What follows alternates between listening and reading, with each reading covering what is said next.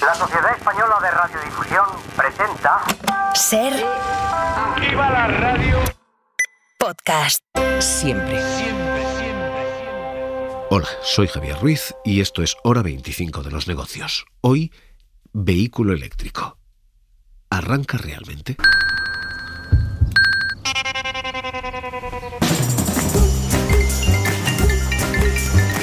Hello. Hello. Esta es la publicidad de Apple, que hoy, sin publicidad, ha apagado su coche eléctrico. Hey, Mom.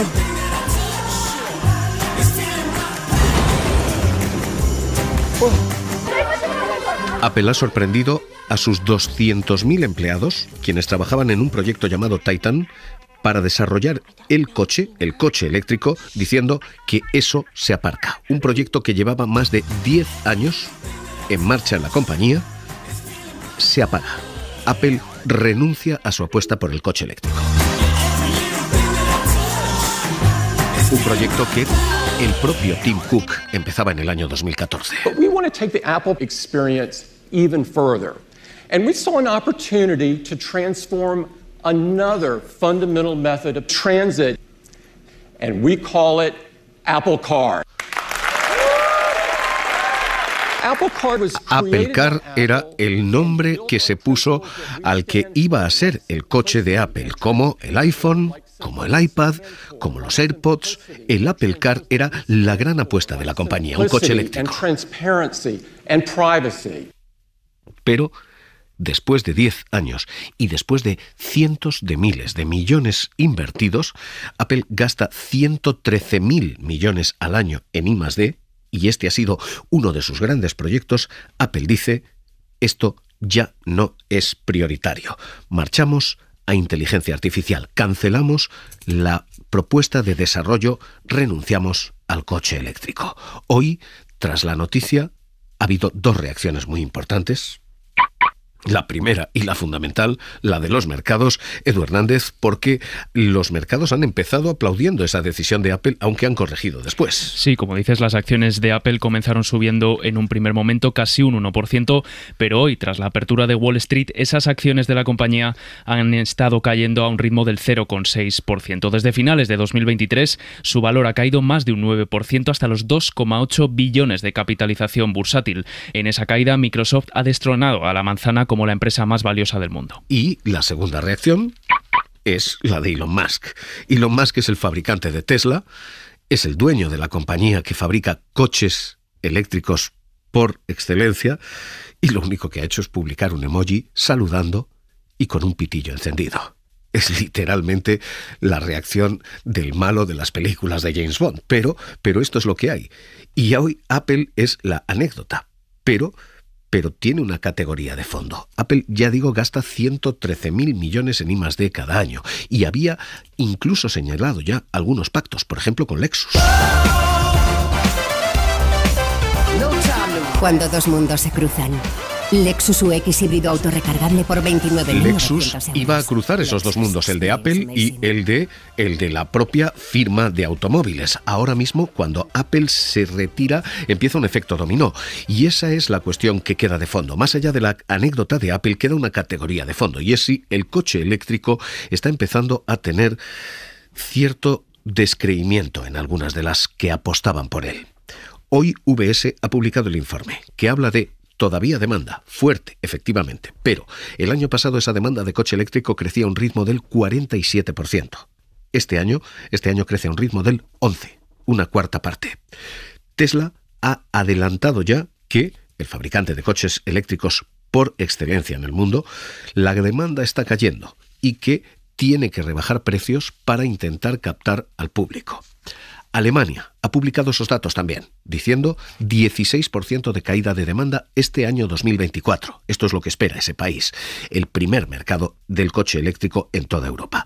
Y en España, los fabricantes, lo hacía por ejemplo el presidente de SEAT, dicen, estamos empezando a perder terreno, no solamente dentro del país, sino sobre todo contra otros países, es lo que decía Wayne Griffiths. Estoy preocupado en primer lugar por España, porque seguimos con unas ventas insuficientes de vehículos electrificados. No recuperamos terreno con países como Francia, Alemania o nuestro vecino Portugal. Y no es un problema de oferta, es un problema de que el sistema de ayudas al MOVES no funciona. Y en segundo lugar, estoy preocupado por la industria automóvil a nivel de Europa, porque Europa hoy sigue concentrando en fijar obligaciones y multas. Y en cambio Estados Unidos y China están incentivando a sus industrias para liderar la nueva era de automóvil. ¿Qué está ocurriendo? ¿Qué está pasando en torno al coche eléctrico? Están ocurriendo fundamentalmente 3 problemas. El primero, el problema del coche en sí, el del precio. El segundo, el de la recarga, el de la luz, que se está encareciendo. Y el tercero, y sobre todo, el de, efectivamente, estas regulaciones, porque los trámites son absolutamente penosos, son absolutamente lentos. Así que 3 problemas ahora mismo.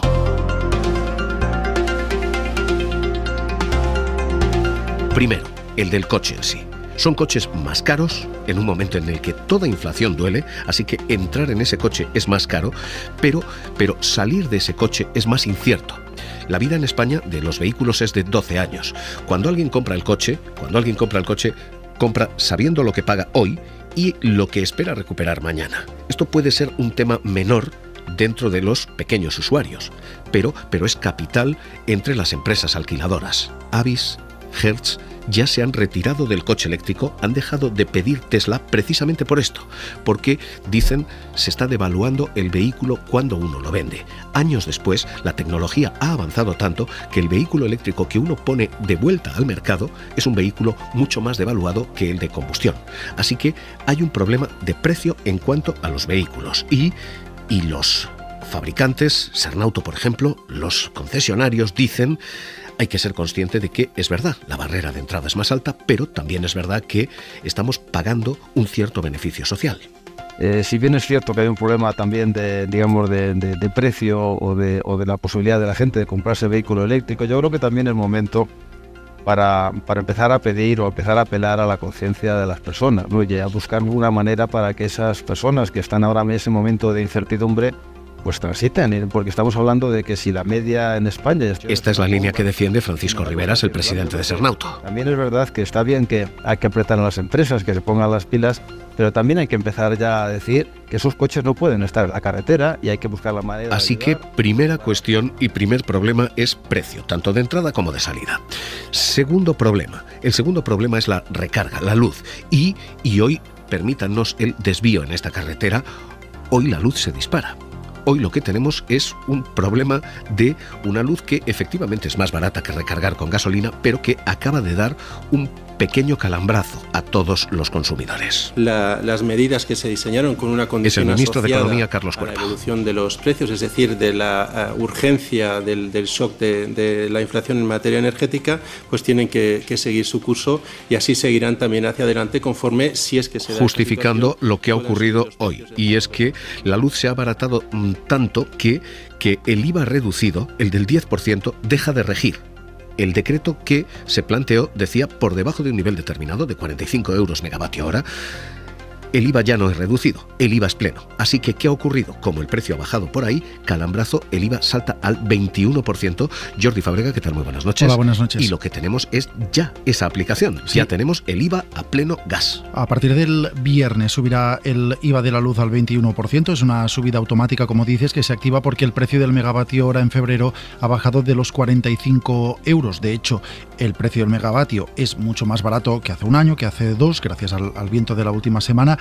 Y eso es lo que activa automáticamente la subida del IVA al 21%, al menos en marzo. Pero claro, el precio que ha bajado es el que pagan los consumidores que tienen la tarifa de último recurso. Estos pagarán algo menos porque la bajada de la luz es mayor que la subida del IVA, pero el resto, la mayoría de los que están en el mercado libre, que son muchos de los que se han cambiado en los últimos años, tienen precios de la electricidad fijos y, por tanto, al subir el IVA, sí notarán que tendrán que pagar más en la factura del mes de marzo. ¿Qué pasará con el IVA a partir de abril? Pues eso lo veremos en las próximas semanas en función de cómo evolucione el precio mayorista en el mes de marzo. Así que, vuelta después de este desvío, problema número 1, tenemos efectivamente un problema de precio en los vehículos eléctricos. Problema número 2, tenemos una luz que se ha disparatado en los últimos meses y que hoy vuelve a dar otro calambrazo a los usuarios.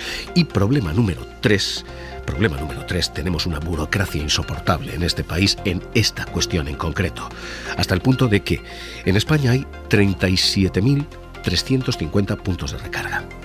7.000 están todavía pendientes de autorización administrativa. 1 de cada 5 están pendientes de la comunidad autónoma, el municipio, la autoridad competente o la compañía de distribución para empezar a funcionar. Es absolutamente brutal el retraso, hasta el punto de que son 18 meses los que pasan desde que se pide el punto de recarga hasta que ese punto de recarga empieza a estar operativo. Y esto es algo ante lo que han protestado uno tras otro los fabricantes, distribuidores. Lo hacía Luca de Melo, Renault. La realidad es que tenemos una media de 8-9 nuevas normativas al año de aquí a 2030 y tenemos que dedicar entre el 20 y 25% de nuestro presupuesto de I+D a su cumplimiento. Por supuesto, todo esto es ante todo, yo diría, un reto para los fabricantes europeos. Hasta quienes distribuyen esa instalación. 18 meses de espera, protestaba José Manuel Entrecanales, el CEO de Acciona. Los números de capacidad instalada de renovables por vehículo eléctrico son, me atrevería a decir, que ridículos. Es decir, 1 megavatio de media, si aproximadamente son 1.000 coches. 1 megavatio son aproximadamente 1.000 coches, con los estándares habituales de los 16.000 o 15.000 kilómetros al año, los 0,15 kilovatios hora por kilómetro, en fin, todos los estos. La regla de oro es 1 megavatio, 1.000 coches. En España tenemos 50.000 megavatios de capacidad instalada renovable. Y la intención es llegar a 100.000 en los próximos 7 años. Pues no hay que hacer más, hay que hacer el cálculo. El gobierno responde. El gobierno dice, secretaria de Estado de Industria, Rebeca Torró. Somos conscientes de que la actual red de puntos de recarga es suficiente para el parque de vehículos eléctricos existentes, pero debe reforzarse y crear y crecer al mismo ritmo que va a aumentar la matriculación de vehículos eléctricos en nuestro país. Y eso marca un objetivo, 200.000 puntos de recarga antes de 2030. Estamos en 37.000 en 2023. Hay que acelerar a lo bestia y los problemas burocráticos aquí probablemente son el freno de mano que impide esa velocidad declarada hasta por el presidente del Ejecutivo. Poco a poco la matriculación de vehículos eléctricos en nuestro país se va incrementando. Se ha incrementado, si miramos en el año 2023, un 50%, alcanzando ya el 12% del total de vehículos. Así que a fecha de hoy, este es el paisaje de problemas y este es el escenario que tenemos con una pregunta de fondo, y es si se está posponiendo la llegada del eléctrico. Porque todos sabemos que el eléctrico va a llegar. La cuestión es cuándo. La cuestión es si este futuro que todos veíamos inminente es un futuro que se retrasa. Si el vehículo eléctrico es el futuro y no el presente, como habíamos creído. Les acabamos de contar los problemas, así que permítanme que salude a quien impulsa este vehículo eléctrico, a quien representa esa industria y esos intereses. Arturo Pérez de Lucía, director general de la Asociación Empresarial para el Desarrollo del Impulso de la Movilidad Eléctrica. ¿Qué tal? Muy buenas noches. Hola, buenas noches. ¿Tenemos un problema de demanda? ¿Tenemos un problema del eléctrico puro? No, bueno, la verdad es que cada vez hay más modelos, cada vez se incorpora un portafolio más amplio. Lo que estás comentando, hay una diferencia importante que hay que trasladar, que es que una diferencia es vehículo y turismo. Es decir, en vehículos eléctricos, el 2023 matriculó 140.000 unidades. El crecimiento se está produciendo porque cada vez vienen modelos más capacitados, con más autonomías. Están bajando también precios y eso hay que hacerlo notar. Y bueno, pues en España tenemos ciertas dificultades vinculadas a lo que es la composición de las ayudas, pero aún así yo creo que yo no veo que haya esa caída del mercado cuando estamos teniendo crecimientos que en 2022 fueron de 100.000 unidades matriculadas y este 2023 han sido 140.000. Lo que tenemos probablemente es que intentar incrementar esa velocidad. ¿Qué obstáculo hay? ¿Cuál es el problema si hablamos de problemas? ¿Esto es un problema privado o esto es un problema público? ¿Faltan ayudas, faltan subvenciones, falta sistema de recarga? Yo creo que ha habido, para mí, uno de los mayores problemas que ha habido en la movilidad eléctrica ha sido la mala información, a veces la infoxicación y bueno, pues una información que por ahí circula que pues desincentiva al ciudadano, ¿no? Por los intereses que sean y que desde luego no se corresponde a una realidad que hay hoy en día en el vehículo eléctrico, ¿no? Que es vehículos que pueden hoy en día, bueno, pues que no existen infraestructuras de recarga, que el vehículo eléctrico es simplemente un vehículo urbano, bueno, pues en fin, yo creo que hoy en día ya hay vehículos que te permiten hacer todas tus necesidades de corta, media y larga distancia, infraestructuras de recarga para poder viajar, le puedo garantizar que hay todas las que quiera y más para el parque actual que tenemos. Es cierto que tenemos que trabajar para incrementar esas infraestructuras de recarga, pero lo cierto es que hoy en día tenemos unas infraestructuras que dan respuesta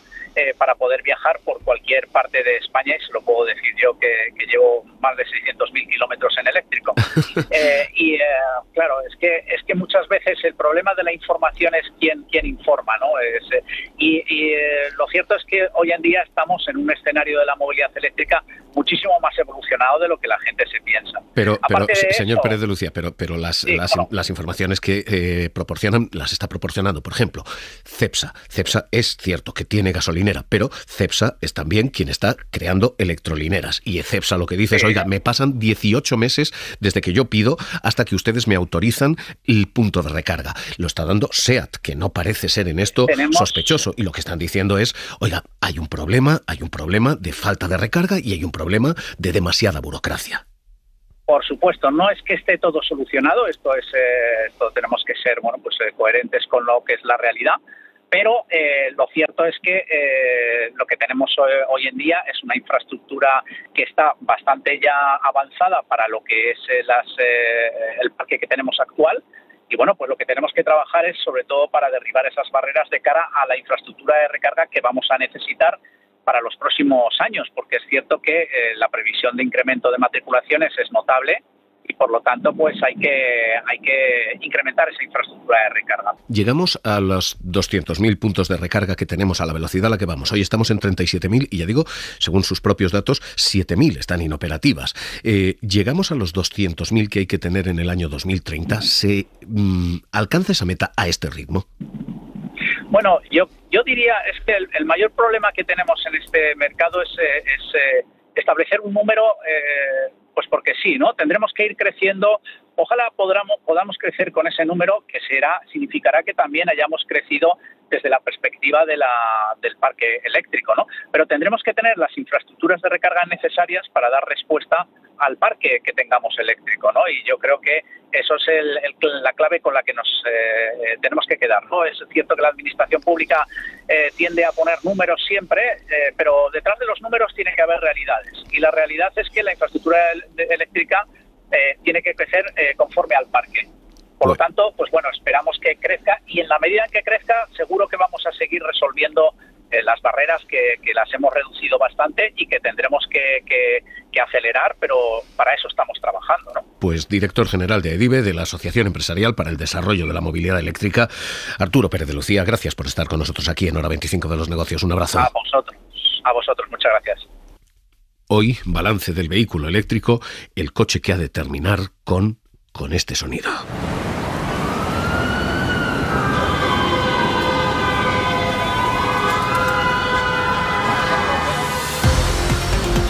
Para no perderte ningún episodio, síguenos en la aplicación o la web de la SER, Podium Podcast o tu plataforma de audio favorita.